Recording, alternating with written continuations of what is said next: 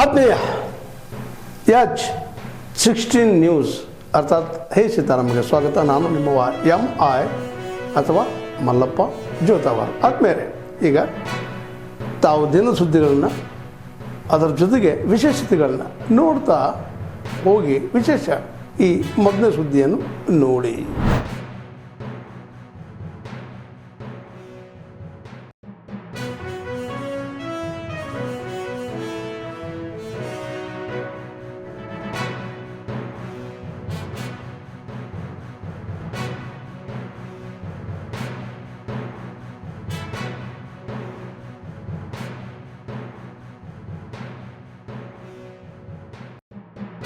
ಈಗಾಗಲೇ ಅದ್ರ ಬಗ್ಗೆ ಪ್ರಸ್ತಾಪ ಮಾಡಿದ್ದಾರೆ. ಅವರು ಕೇರಳ ರಾಜ್ಯದ ಜೊತೆ ಕೂಡ ಮಾತಾಡ್ತಾರೆ. ಸೊ ಈಗ ಅವ್ರು ಹೇಳಿದ್ದಾರೆ, ನೋಡೋಣ ಮುಂದೆ.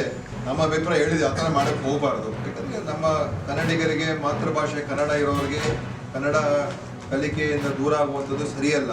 ಸೊ ಅದು ಮತ್ತೆ ಕೇರಳ ಇತಿಹಾಸ ಇದೆ. ಇತಿಹಾಸ ಇದ್ದಾಗ ಅವರು ಅದನ್ನು ಕೇರಳದವರು ಅದನ್ನು ಅರ್ಥ ಮಾಡಿಕೊಂಡು ಅವರು ಕ್ರಮ ತಗೊಳ್ಬೇಕು.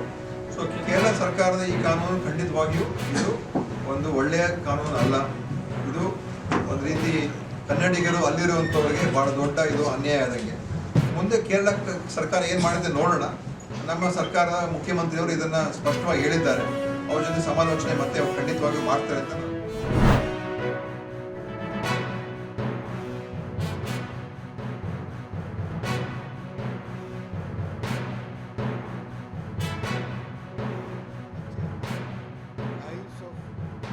entire country, each and every citizen of a country उसकी लाइफ को टच करता है.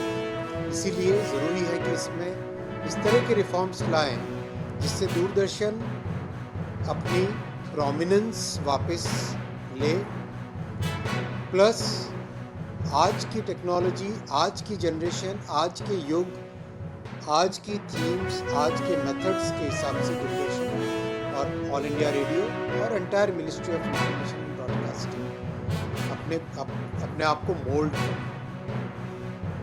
वैसी एक्सरसाइज रेलवे में भी हुई है, वैसी exercise ministry of electronics and IT में भी हुई है. कल रेलवे में तय किया 52 वीक्स में 52 रिफॉर्म्स करेंगे.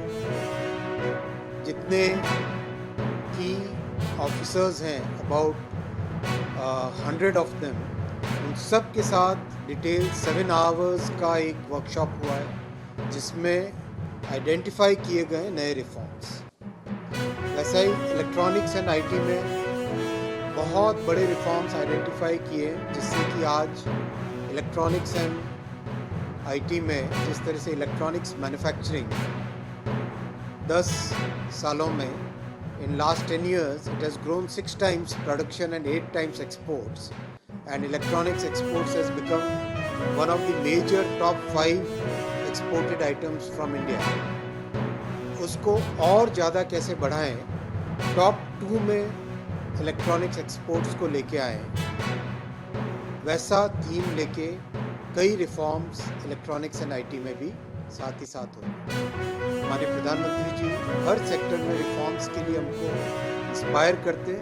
उसी कड़ी में आज क्रिएटर्स कॉर्नर लॉन्च हुआ है.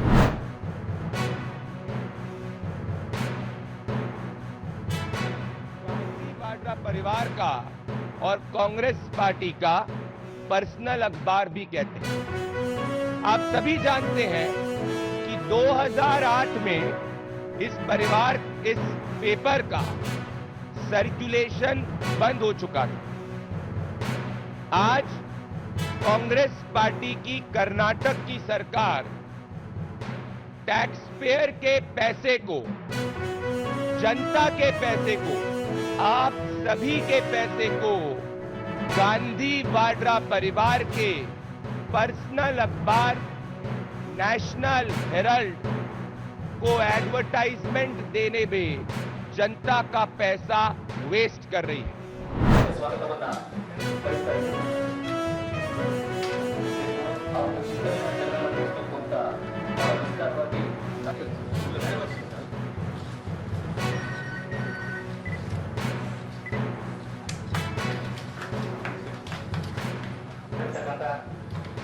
ರವೀಂದ್ರ ಸರ್ ಅವರೇ, ಆಮೇಲೆ ಎಲ್ಲ ಸ್ನೇಹಿತರೆ,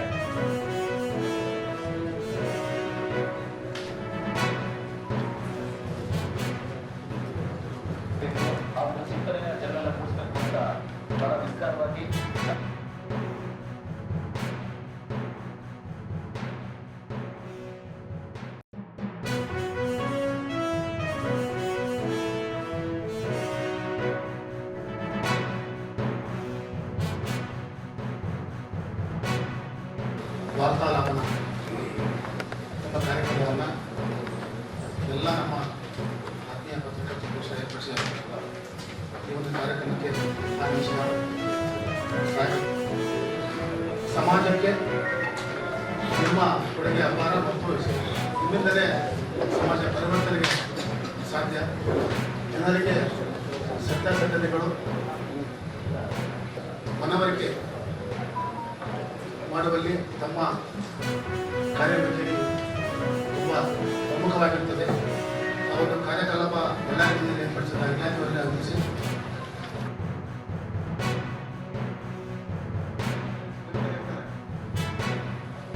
ಆ ಸಂದರ್ಭ ಅದನ್ನ ನೋಡಿಬಿಟ್ಟು ಆ ತೀವ್ರತೆ ಗಮನಿಸಿ ಅದಕ್ಕೇನಾದ್ರೂ ಇದಕ್ಕೆ ಒಂದು ಸ್ವರೂಪ ಕೊಡಲೇಬೇಕು. ಇದ್ರ ಬಗ್ಗೆ ನಾನು ಕೊನೆಯವರೆಗೆ ಲಾಜಿಕಲ್ ಎಂಡ್ವರೆಗೆ ಇದನ್ನು ಹೋರಾಟ ಮಾಡ್ತೀನಿ ಅಂತಕ್ಕಂಥ ಒಂದು ಮನೋಭಾವನೆಯನ್ನು ತಾವೆಲ್ಲ ಬೆಳೆಸ್ಕೊಳ್ಬೇಕಂತ ಈ ಸಂದರ್ಭದಲ್ಲಿ ನಾನು ಕೋರ್ತಾ ಇದ್ದೀನಿ. ಯಾಕಂದ್ರೆ ಲಾಜಿಕಲ್ ಎಂಡ್ ನೋಡಿಲ್ಲ ಅಂತಂದ್ರೆ ಕಷ್ಟ ಆಗ್ತದೆ. ಒಂದು ಇಶ್ಯೂ ಬಂದಾಗ ಇಶ್ಯೂ ಬೇಸ್ ಮೇಲೆ ನಾವು ಮಾತಾಡಬೇಕು. ಇಶ್ಯೂ ಬೇಸ್ ಮೇಲೆ ಮಾತಾಡ್ಬೇಕಂದ್ರೆ ಅದಕ್ಕೆ ಲಾಜಿಕಲ್ ಎಂಡ್ ನೋಡ್ಲೇಬೇಕು ನಾವು. ಸಾಕ್ಷಿಯಾಗಿ ಮಾಡ್ತಾರೆ. ಈ ಕೇಂದ್ರ ಸರ್ಕಾರ ಒಂದು ನಮ್ಮ ದೇಶ ಇಲ್ಲಿಗೆ 70 ವರ್ಷ ಆಗ್ತಾ ಬಂದು ಸಹಿತ ನಮ್ಗೆ ಆದ ಒಂದು ಕಾನೂನು ಬೇಕು ಎಂಬ ಒಂದು ಉದ್ದೇಶದಿಂದ ಈ ಒಂದು ಕಾಯ್ದೆಗಳನ್ನ ಜಾರಿಗೆ ತಂದರು. ಈ ಒಂದು ಕಾಯ್ದೆ ವಿಕ್ಟಿಮ್ ಸೆಂಟ್ರಿಕ್ ಅಪ್ರೋಚ್ ಅಂದ್ರೆ ಇಲ್ಲಿ ಏನಾಗ್ತಾ ಇದೆ, ಈ ಬಲಿ ಪಶುಗಳಿದೆ, ಈ ಬಲಿ ಪಶುಗಳಿಗೆ ಒಂದು ನ್ಯಾಯ ಕೊಡುವ ಒಂದು ದೃಷ್ಟಿಯಿಂದಲೇ ಈ ಕಾನೂನುಗಳನ್ನ ಮಾಡಿಫೈ ಮಾಡಲಾಗಿದೆ.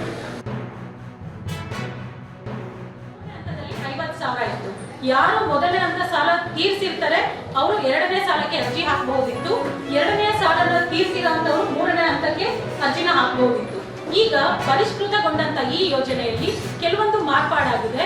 ಈ ಮಾರ್ಪಾಡುಗಳಲ್ಲಿ ನಾವು ನೋಡ್ತಾ ಇದ್ದೀವಿ, ಮೊದಲನೇ ಹಂತ ಏನು 10,000 ಸಾಲ ಇತ್ತು, ಈಗ 15,000 ಆಗಿದೆ. ಎರಡನೇ ಹಂತದಲ್ಲಿ 20,000 ಏನಿತ್ತು ಅದು 25,000 ಆಗಿದೆ. ಮೂರನೇ ಹಂತದಲ್ಲಿ 50,000 ಏನಿದೆ ಅದು ಯಥಾವತ್ತಾಗಿ 50,000ನೇ ಕಂಟಿನ್ಯೂ ಆಗಿರುತ್ತೆ. ಪ್ರತಿ ತಿಂಗಳ 9ನೇ ತಾರೀಕು ಮತ್ತು 24ನೇ ತಾರೀಕು. 24ನೇ ತಾರೀಕು ಏನಾಗುತ್ತಂದ್ರೆ ಗಂಡಾಂತರ ಗರ್ಭಿಣಿಯಾಗಿ ಮಾತ್ರ ನಾವು ಆರೋಗ್ಯ ಚಿಕಿತ್ಸೆಯನ್ನು ಮಾಡ್ತಿರ್ತೀವಿ. ಅದನ್ನ ಬಿಟ್ಟು ರುಟೀನ್ ಆಗಿ ಪ್ರತಿದಿನ ಇರುತ್ತೆ. ಪ್ರತ್ಯೇಕತೆಯಾಗಿ ಏನಂತಂದ್ರೆ ಅವತ್ತಿನ ದಿವಸ ಒಂದು ಓನ್ಲಿ ಎಕ್ಸ್ಕ್ಲೂಸಿವ್ ANC ಕ್ಲಿನಿಕ್ ಅಂತಂದ್ರೆ ತಾಯಂದ್ರ ಆರೋಗ್ಯ ತಪಾಸಣೆ ಮಾತ್ರ ನಡೀತಾ ಇರ್ತದೆ. ಇದು ಪ್ರತಿ ತಿಂಗಳಲ್ಲಿ ನಡೀತಕ್ಕಂಥ ಕಾರ್ಯಕ್ರಮ. ಅದು ಶಾಸನಬದ್ಧವಾಗಿ ಆಧುನಿಕ ಅಂತಕ್ಕಂಥ ಏನು ಕ್ಲೀನರ್ ಮಾಡಬೇಕಾಗಿತ್ತು ಸ್ವಲ್ಪ ಇನ್ನೊಂದು ಬದಲಾವಣೆ ಆಗಿದೆ.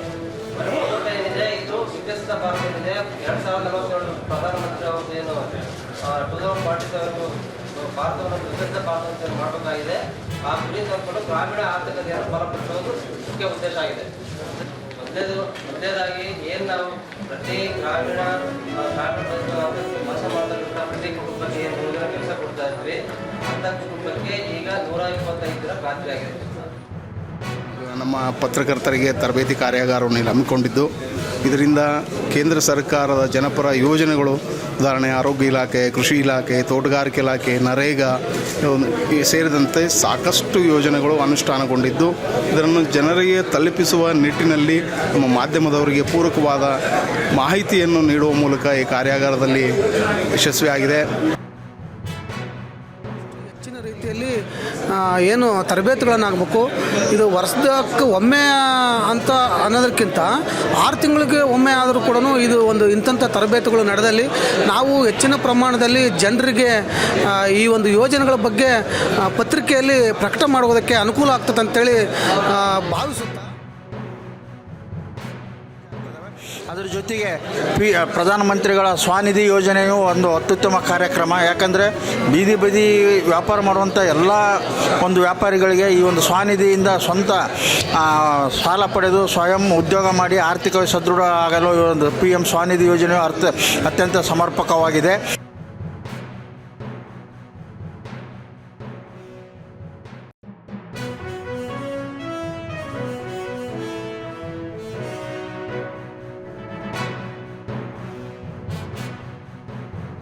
ತಾವೆಲ್ಲ ಇಲ್ಲಿವರೆಗೆ ಸುದ್ದಿಗಳನ್ನು ನೋಡಿದಿರಿ, ಜೊತೆಗೆ ವಿಶೇಷ ಘಟನೆಗಳನ್ನು ಸಹ ನೋಡಿದಿರಿ. ಅದು ನಿಮಗೇನು ಅನ್ನಿಸ್ತು? ನಿಮಗೆ ಲೈಕ್ ಮಾಡಿರಿ, ಶೇರ್ ಮಾಡಿರಿ, ಕಾಮೆಂಟ್ ಮಾಡಿರಿ, ಜೊತೆಗೆ ಸಬ್ಸ್ಕ್ರೈಬ್ ನಿಲ್ಲಿಸ್ಬೇಡ್ರಿ. H16 ನ್ಯೂಸ್ ಅರ್ಥಾತ್ ಸಿದ್ದರಾಮಯ್ಯ ಸತ್ಯದ ಕೈಗನ್ನಡಿ ವಂದನೆಗಳು.